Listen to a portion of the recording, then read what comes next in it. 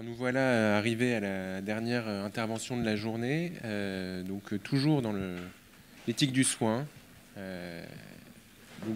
Pascal Molinier, professeur de psychologie sociale à l'université Paris 13, Paris Villetaneuse, intervient donc sur le thème qui a fait l'objet d'un ouvrage de sa part, Travail et éthique du care, dont le terrain est un EHPAD.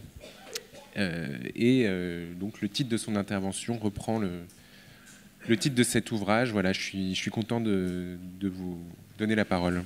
Merci, bonsoir. Alors, bon, je vais quand même essayer de rester assez proche de mon papier conducteur parce qu'il faut quand même qu'on arrive à aller vite et qu'il y ait du temps pour la discussion. Donc voilà.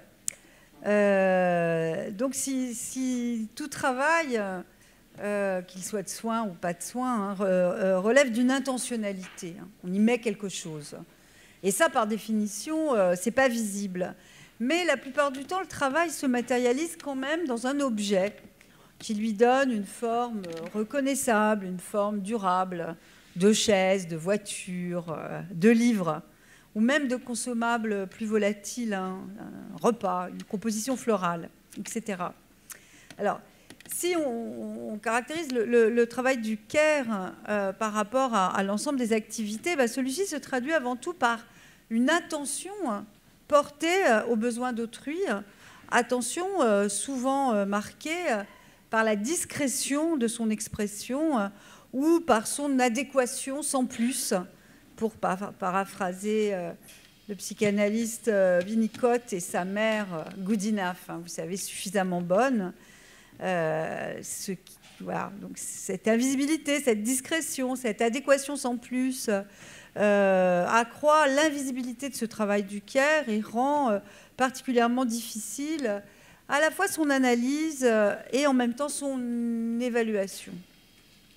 Alors j'avais, il y a quelques années, utilisé le concept de savoir-faire discret pour essayer justement de problématiser tout un pan d'un travail peu visible qui est avant tout un travail d'anticipation.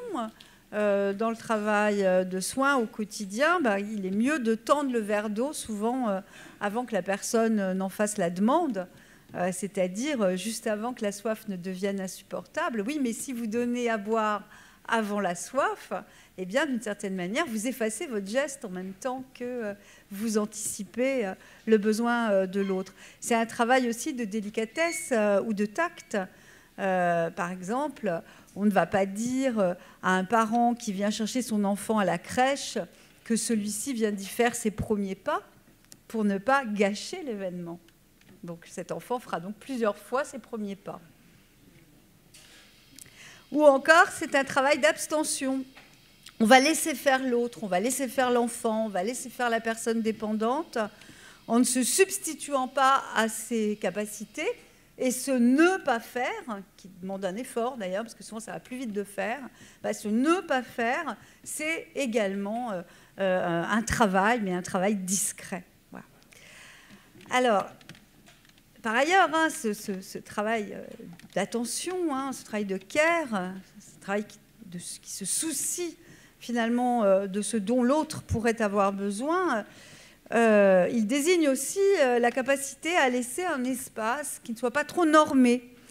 Ça va paraître bizarre peut-être, mais peut-être pas. Il ne faut pas que ça soit trop propre, il ne faut pas que ça soit trop parfait, pour laisser aussi respirer ceux dont on s'occupe et ne pas susciter un vécu de persécution parce que la psychiatre Hélène Chéniaud appelait des gratifications indiscrètes, comme quand, devant trop d'attention, on se demande inquiet, mais qu'est-ce qu'elle me veut ou qu'est-ce qu'il me veut? Vous voyez, elle raconte ça dans un très beau texte qui s'appelle « Ce qui suffit », ce qui est une très belle formule.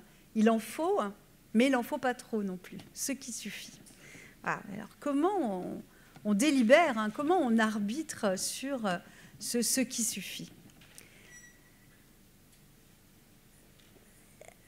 alors, pour toutes ces raisons, hein, et certainement, c'est vrai pour toutes les activités, mais c'est vrai beaucoup plus encore pour le travail de soins, ce travail implique, pour être compris, d'être entendu, raconté plutôt qu'observé.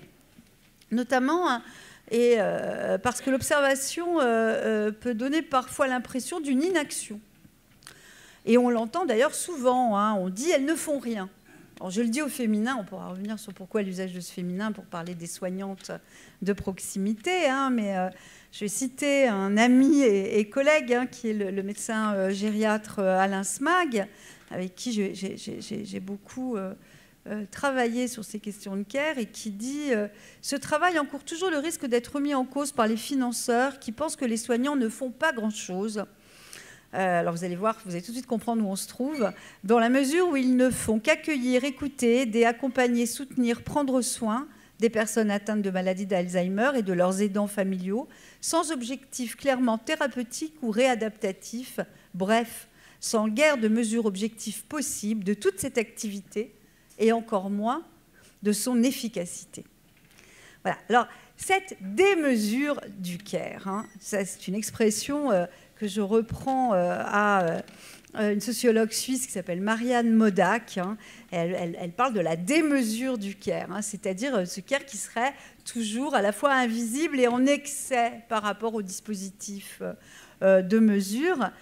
Cette démesure pose un problème particulièrement accentué, en tout cas en France, en raison de la conception assez désastreuse, il faut bien le dire, hein, de la professionnalisation du soin, qui, de façon aiguë, est souvent calquée, et je ne dis pas ça contre les médecins, hein, sur une médicalisation de l'attention.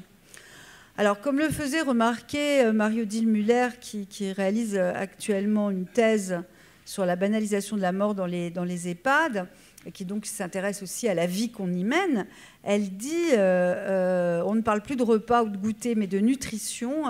On ne fait plus des toilettes ou des animations, mais des traitements non médicamenteux. Toute une dimension de la vie ordinaire dans les lieux de vie est rationalisée et justement vidée de la vie. On parlera aussi de trousse de bientraitance, dans laquelle on trouve une série de préconisations comme frapper à la porte avant d'entrer, etc. Alors, ça, c'est une certaine grammaire. Hein. C'est une grammaire qui s'est développée dans le management des soins. Et je dirais que ce qu'on essaye de faire dans le cadre de ce développement de la perspective du care, hein, donc un mot qu'on a choisi de ne pas traduire parce qu'il n'y a pas de traduction qui soit parfaitement adéquate, mais qu'on peut reformuler en termes de souci des autres, en termes d'attention, en termes d'un soin, mais un soin, vous voyez, qui n'est pas nécessairement clivé du médical, mais par le terme de care, ce qu'on cherche à décrire, ce n'est pas la partie technique et curative du soin. Alors, ce care répond, lui, à une autre grammaire, qui n'est pas celle de la mesure ou de l'aseptisation d'une certaine façon, hein, mais c'est celle de d'une narrativité perplexe. Quand on s'occupe de personnes singulières avec des besoins singuliers, et nous sommes tous des personnes singulières avec des besoins singuliers, est-ce qu'on est toujours sûr d'avoir fait bien, d'avoir bien agi dans l'intérêt de l'autre, etc. Il y a dans le travail du care une individualisation des prestations qui conteste l'idée d'une normalisation de l'activité. Il y a cette tension, hein. Chaque situation est singulière, avec des trouvailles, des solutions non reproductibles. Et donc, si on ne le raconte pas, tout se passe comme si le travail de care ne s'était pas produit parce qu'il est discret et parce qu'il n'est pas reproductible. Si on ne le raconte pas, les dilemmes moraux qui sont constitutifs des décisions qui ont été prises n'apparaissent pas. Nous avons donc besoin, pour entendre la tonalité ou la voix du care, d'espace, y compris académique, hein, de ce que j'appelle une polyglossie. Le care ne se dit pas seulement dans une voix différente, hein, pour reprendre l'expression de Carol Gilligan, mais les pourvoyeuses ou les travailleuses du Caire, en particulier les soignantes de proximité qui m'intéressent tout particulièrement dans cette intervention, parlent un langage qui est un langage différent du langage de la gestion ou du langage d'autres intervenants dans le champ de la santé. Et ce qu'elles font, et ce qu'elles disent, et de ce qu'elles font, est souvent rendu inaudible du fait qu'elles ont une moindre légitimité dans le champ discursif. Alors pourquoi elles ont une moindre légitimité? Parce qu'elles sont peu qualifiées, hein, les soignantes de proximité, et ou aussi parce que, en particulier en région parisienne, en particulier dans certains secteurs comme les EHPAD, elles sont migrantes, primo-arrivantes, hein, ou issues de l'immigration. Et ça n'aide pas beaucoup dans une société comme la nôtre à être entendues. Alors, je me suis dit que pour que vous puissiez entendre cette musique particulière des récits du Caire, je pouvais en choisir un sur lequel j'ai beaucoup travaillé, qui est un récit maintes fois raconté par un homme et un soignant qualifié. C'est-à-dire, je prends les choses à l'envers, hein, un médecin en l'occurrence, qui s'appelait Jean Houry et qui était le directeur d'une clinique psychiatrique très célèbre, qui existe toujours d'ailleurs, la clinique de la Borde. Et donc je vais vous raconter cette histoire en m'appuyant sur une version retranscrite de mars 2012, sachant que cette histoire, il l'a contée maintes et maintes fois. Alors il dit la chose suivante, donc ça va vous faire un peu bizarre parce que Jean-Houry parle par ma voix. Donc, moi, c'est à partir de là, ce n'est plus moi qui parle. Il dit: il y a une quantité d'histoires. Je peux raconter encore une histoire et puis c'est tout. C'était en 50. Un médecin généraliste qui m'appelle. On est très embêtés dans mon village. Il y a la bouchère. Pas la femme du boucher, la vieille bouchère. Elle est complètement folle. Elle est dans une fureur épouvantable et elle a un couteau. On ne sait pas quoi faire. Elle est dans l'arrière-boutique de la boucherie. On va peut-être appeler les flics, les gendarmes. Est-ce que vous pourriez venir? Donc, il fait une espèce de mimique de perplexité anxieuse et puis il continue, il dit: il y avait une très grande table dans l'arrière-boutique pour étaler les feuilles de boucher. Ça s'étale comme ça, il mime le geste. Et puis elle parlait. Elle était excitée, dans un état de fureur. Et elle disait: je n'irai pas. Et s'il vient, elle parlait du diable, de Méphisto, parce qu'elle avait entendu de façon hallucinatoire que Méphisto allait rentrer dans l'arrière-boutique, la prendre de force et la mettre à poil dans une charrette pour la transporter dans le village. Bon, je dis, ça sert à rien, on ne va pas lui sauter dessus non plus. Hein. Et puis, d'un seul coup, je lui dis, je me suis approchée d'elle et j'ai dit, donc là, il fait une voix très forte, je suis Méphisto. Elle a posé son couteau. J'ai dit, si vous me suivez, je ne vous mettrai pas dans une charrette, je ne vous mettrai pas toute nue. Prenez vos habits, votre valise, vous montez dans ma voiture et je vous promets que je ne vous mettrai pas à poil dans le village. Elle s'est levée, elle a pris sa valise, elle est venue. J'étais Méphisto, quoi. Méphisto au volant de la voiture. Elle était subconfusionnelle, c'était en 55, elle était diabétique en plus. Et alors là, il prend une espèce de voix très suave et il dit: ce qui marche bien, c'est de faire un électrochoc tout de suite et puis ça s'éclaircit. En arrivant, je la mets dans une chambre, je lui fais un choc, j'avais tout le temps, et puis elle a bien dormi. Et le lendemain matin, elle était très claire. Elle était sortie de cette espèce de confusion et elle m'a dit: grande ficelle, va. Voilà, ça c'est l'histoire. Alors, c'est seulement en visionnant l'archive, on l'avait filmé après la mort de Jean Houry, j'ai revu cette archive pour travailler sur un article, et c'est là que je me suis rendu compte, on était tous les deux en fait à la tribune, et il a raconté cette histoire en créant une espèce de petite scène, hein, c'est-à-dire comme si il me racontait à moi cette histoire, et je me suis dit, mais c'est incroyable, il me parle comme une infirmière parle à une infirmière. Et on ne se croirait pas du tout dans un amphithéâtre universitaire, on se croirait dans une pause café, parce qu'il se trouve que j'ai travaillé sur les pauses café, sur les histoires qui se racontent dans les pauses café, mais je me suis dit, mais finalement, cette histoire, elle a vraiment la structure d'une histoire de pause café. Alors on dit souvent de ce genre de récits, ce sont des anecdotes. Vous entendrez souvent cette expression, hein, ce sont des anecdotes. Hein. Donc elles font rien, et en plus elles ne disent rien d'intéressant, hein, comprendre, rien de professionnel, hein, ce ne sont que des anecdotes. Alors, voilà, mais cette façon hein, d'utiliser le terme anecdotique hein, pour renvoyer finalement ce qui est la transmission du métier dans le domaine de ce qui ne compte pas, c'est problématique puisque ce que je voudrais défendre ici ce soir, c'est que ces petites histoires, finalement, elles sont le lieu même où se transmet à la fois les questions morales soulevées par l'exercice du métier et puis ce qu'on pourrait appeler une éthique du soin. Alors,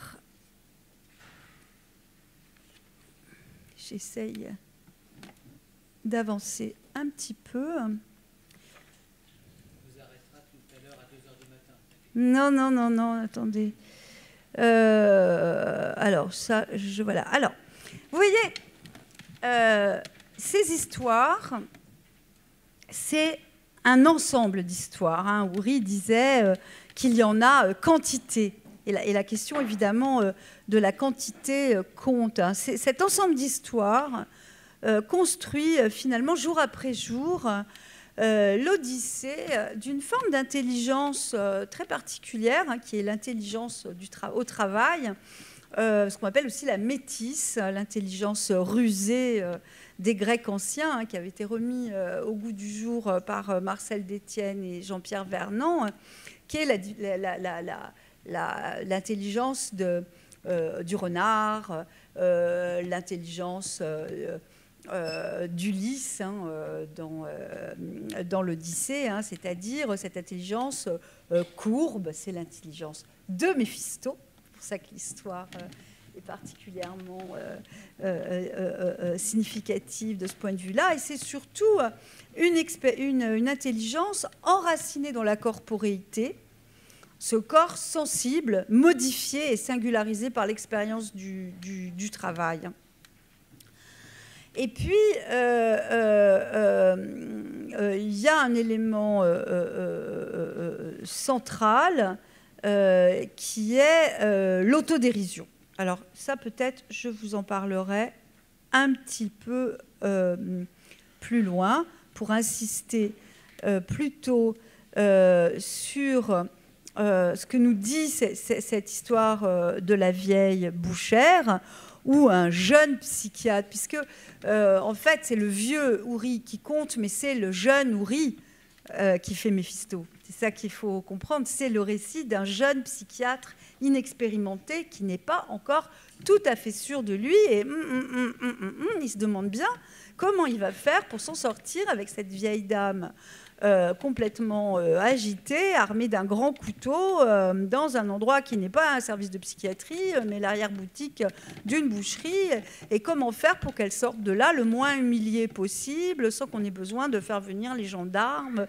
de se précipiter à plusieurs sur elle, etc. Et donc c'est à ce moment-là hein, qu'il a cette idée complètement en dehors des règles de ce qu'il faut faire, hein, des règles de ce qu'on lui a appris certainement à faire en psychiatrie. Hein, règle 1, on n'entre pas dans le délire d'un patient. Et qu'est-ce qu'il fait ? Il dit « je suis Méphisto ». Et ça marche. C'est-à-dire que quelque chose, vous parliez, hein, pas les mêmes cultures, pas les mêmes mondes, etc. Quelque chose de la rencontre se passe. Voilà. Et donc, ce qui est très joli dans l'histoire, c'est que vous voyez bien que le moyen pour parvenir au but est peut-être ambigu, il est discutable, il est contourné, n'empêche, il l'a soigné. Et c'est ce que transmet alors in extremis cette histoire qui relève d'une éthique, elle aussi, rusée. C'est-à-dire que c'est jamais en parlant d'éthique que ces histoires-là transmettent de l'éthique. Le mot n'est évidemment jamais utilisé, et c'est pas comme ça que ça marche.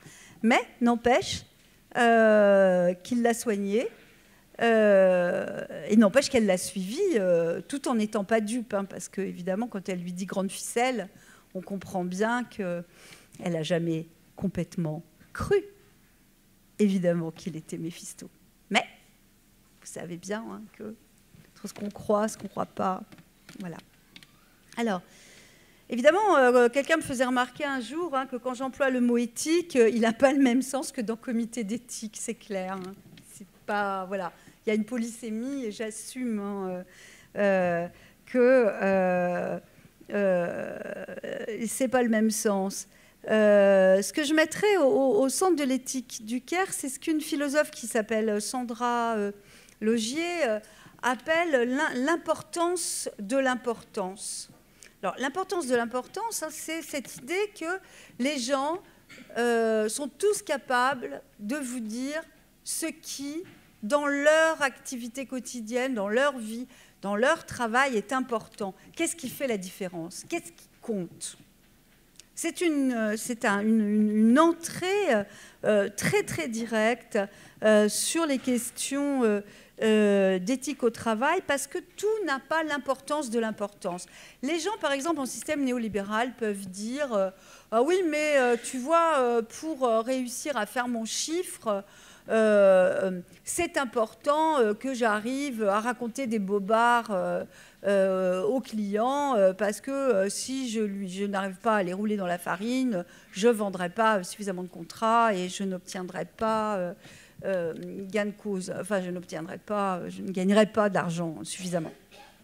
Ils peuvent utiliser le mot important dans ce contexte-là, mais ça n'aura jamais le sens de l'importance de l'importance. L'importance de l'importance, c'est vraiment, ça renvoie vraiment à ce qui compte pour les gens. Voilà. Donc, alors par exemple, soigner, respecter les gens, ne pas les insulter, ne pas les offenser, etc. Tout ça peut avoir le caractère de l'importance de l'importance. Je voudrais passer à une idée suivante qui rend, alors qu'on n'entend pas du tout dans l'histoire que je viens de vous raconter, mais qui rend souvent les récits du Caire inaudibles et sur lequel je voulais attirer votre attention, c'est que très souvent, les soignants et les soignantes de proximité, ceux qui sont vraiment en relation directe avec les besoins des autres, décrivent leur engagement dans leur activité en utilisant des références à la famille. Alors, je voulais vous parler de ça parce que c'est souvent très, très mal vu, parce qu'on dit « oh, mais on ne peut pas parler comme ça, c'est pas professionnel ». Par exemple, une assistante sociale parlant de sa cliente, c'est justement dans un article de Marianne Modac, va dire « Je ne la considère pas comme ma fille, mais j'ai les mêmes messages avec elle qu'avec ma fille. Je ne lui en dirai pas moins que j'en dis à ma fille, ou pas plus. C'est ça que j'entends par « comme ma fille ». Parce que j'ai l'âge d'être sa mère, et donc je me permets de lui dire des choses que je me permets de dire à ma fille. Et en effet, c'est une difficulté qui est bien relevée, notamment donc, par cette chercheuse Marianne Modac, quand on cherche à comprendre le travail de care et à le valoriser comme travail, on se heurte à ce qu'une partie importante de ce travail est souvent exprimée dans ce que j'appellerais l'idiome de la famille, hein, ou le langage de la famille. Une aide-soignante dira par exemple à propos d'une personne âgée « je m'en occupe comme de ma mère ». Ou une employée domestique donnera sa démission en disant « il ne me considérait pas comme faisant partie de la famille ». Ces propos sont généralement considérés comme non professionnels, c'est-à-dire que exprimer une analogie entre une cliente ou une patiente et un membre de la famille, c'est souvent considéré comme un manque de distance, ou encore sont dépolitisés. On dira elle fait une confusion entre les rapports sociaux de travail et les relations affectives. Donc, d'une certaine manière, on va avoir tendance à considérer, quand les travailleuses ou les travailleurs s'expriment en ces termes, qu'elles ne savent pas ce qu'elles disent ou qu'elles mélangent tout. Et on dira très fréquemment, c'est pas professionnel. Alors, ainsi que le souligne Sandra Logier, dont je parlais précédemment, il existe en fait un déficit sémantique pour nommer les expériences du care. Donc, on manque de mots pour nommer ces relations, ces formes d'attention, ce souci. On n'a pas un vocabulaire extrêmement, en fait, étendu. Et donc, il faut, au lieu de condamner, de mon point de vue, l'usage que les gens font de certains mots du langage ordinaire, essayer de comprendre l'usage que les gens font, par exemple, du mot « famille ». La famille et les liens familiaux ne renvoient pas ici à des pratiques réelles, mais à une vision normative de la famille, à ce que la famille devrait être. Alors, pourquoi ce recours à la famille comme idéal du care? Est-ce que c'est une vision creuse ou naïve? La famille devrait être le lieu privilégié du care. Famille veut dire ici souci personnalisé, protection des plus vulnérables, responsabilité relationnelle, non pas dans l'absolu, hein, dans un caractère totalement abstrait, mais vis-à-vis de la personne proche. C'est bien un idiome, c'est bien comme ça qu'il faut l'entendre, hein, qui est compréhensible par tout le monde dans le monde ordinaire et qui prend le relais là où le discours savant, le discours gestionnaire, le discours médical ou parfois le discours technocratique ne propose que des abstractions ou des généralités. Je ne crois pas, hein, que les travailleuses du care, par différence avec certains philosophes de la morale, hein, notamment, méconnaissent les injustices de la famille. Elles savent très bien que la famille n'est pas un lieu plus moral que les autres. Elles sont même, les travailleuses sociales, particulièrement bien placées, par exemple, pour le savoir.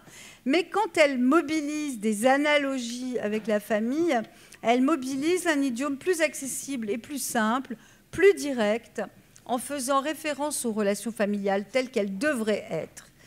Je m'en occupe comme de ma mère. Pour les aides-soignantes en gériatrie, c'est le pendant d'une formule très souvent entendue où elles disent, s'adressant à nous, aide-soignante migrante s'adressant désignant les Français, on va dire, où elles disent « Heureusement qu'on est là pour s'occuper de vos vieux ». Alors ça, si vous ne l'avez jamais entendu, c'est extrêmement récurrent. Hein, ou « Heureusement qu'on est là pour s'occuper de vos enfants ». Et donc, quand elle dit ça, ça renvoie bien à une réalité aussi, hein, une réalité de ce que ne devrait pas être la famille, c'est-à-dire une famille qui laisse de côté, qui laisse tomber, voilà. Voilà. Donc, un langage plus technique, pas seulement au sens gestionnaire d'ailleurs, hein, mais aussi au sens, par exemple, en termes psychanalytiques, ferait obstacle à la capacité de mettre cette expérience du care en récit, c'est-à-dire de véritablement transmettre ce que c'est que l'expérience de se soucier de quelqu'un. Or, l'expérience de se soucier de quelqu'un, finalement, ce qui sert de modèle, c'est les relations de proximité, c'est les relations familiales. Quand quelqu'un dit je m'en occupe comme de ma mère, elle pourrait rajouter « tu vois ce que je veux dire ».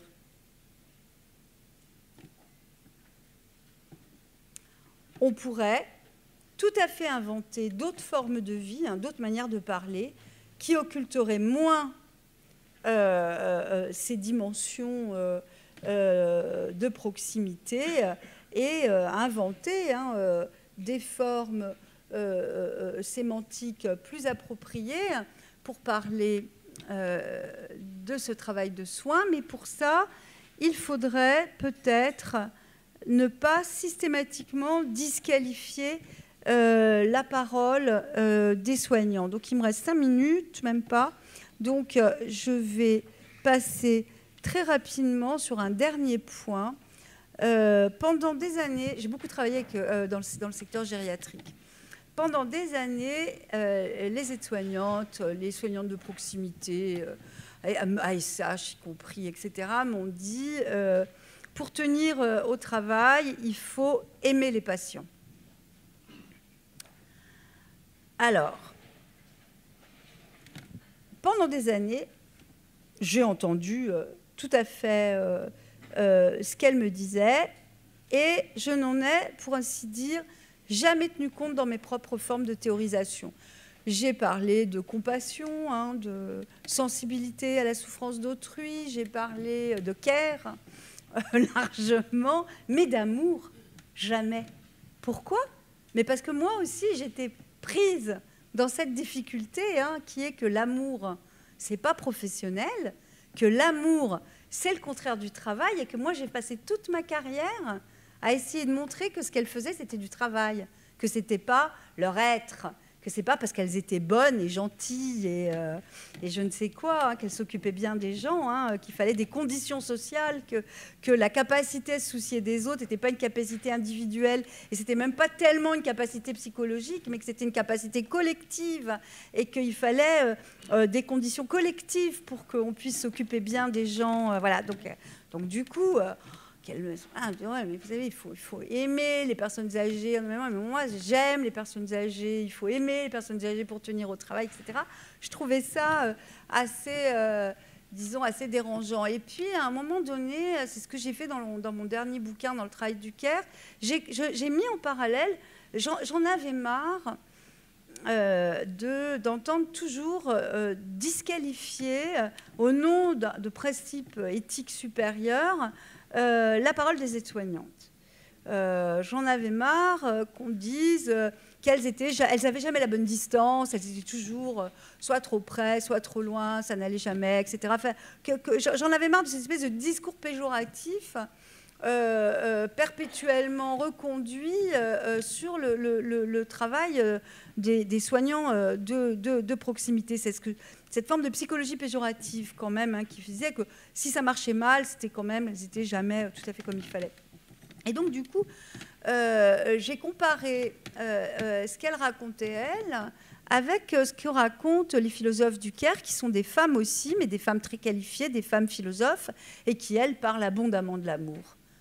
Et je me suis dit, mais après tout, si Martha Nussbaum ou Iris Murdoch parlent de l'amour, mais pourquoi je ne laisserai pas les aides-soignantes parler d'amour dans mes livres? Pourquoi elles n'auraient pas le droit, elles aussi, de porter cette parole-là?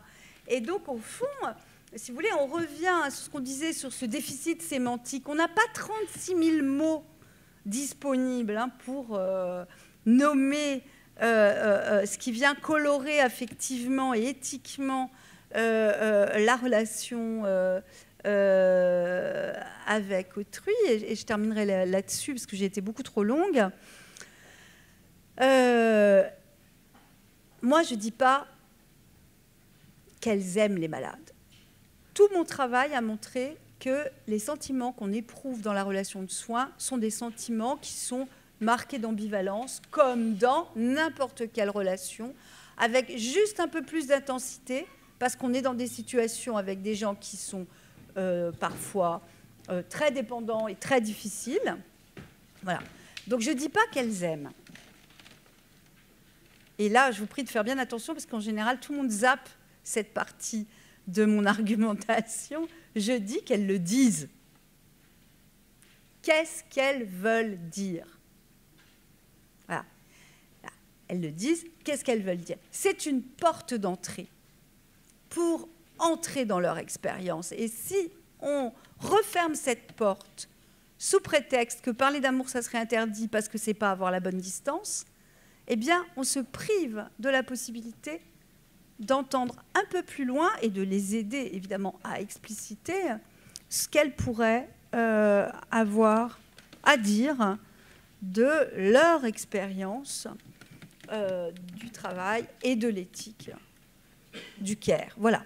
Donc, je suis désolée, j'étais un peu décousue et pas aussi rigoureuse que je l'aurais souhaité, mais ça vous donne un peu une idée de la manière dont, à partir de la perspective du care, on essaye d'interroger l'éthique en partant d'expériences qui sont des expériences de soins, mais des expériences de soins souvent privées de voix, VOX, puisque c'est vrai que on dit parfois que l'éthique du care, ça a été défini aussi comme une voix différente en morale. C'est ce que Carol Gilligan a voulu faire, faire entendre une voix différente en morale.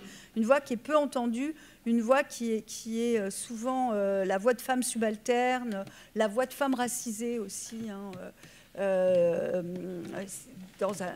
venant des pays, des ex-colonies françaises, etc. Voilà, ce n'est pas des femmes qui ne parlent pas, c'est des femmes qui parlent beaucoup, mais c'est des femmes qu'on n'entend certainement pas suffisamment dans le concert des voix quand on veut parler d'éthique. Voilà, donc,